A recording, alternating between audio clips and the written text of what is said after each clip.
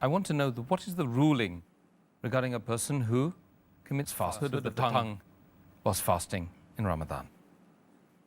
A person who says false things or lies during the month of Ramadan, as the beloved Prophet Muhammad said, it's mentioned in Sahih Bukhari, volume number 3, in the book of fasting, hadith number 1903, that a person who does not leave his false actions and false speech, Allah subhanahu wa ta'ala does not require him to leave his food and drink.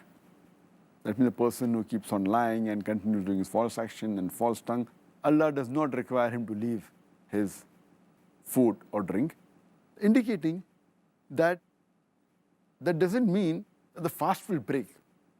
If you fast, this is not one of the things that break the fast, but the reward that you'll get for fasting, it will be diminished. And if you do a sin, such as telling a lie, but natural, what reward you're going to get while fasting, it will be diminished, or maybe it will nullify. As the beloved Prophet ﷺ also said, it's mentioned in hadith of Ibn Majah, volume number 3, book of fasting, hadith number 1690, that there are many people who fast but do not get any reward. It is as though they're fasting only for hunger. That means if you do such acts of false deeds or false action, your reward is not there, as though you're just keeping yourself hungry or starving or dieting. The main purpose that you learn self-restraint is defeated.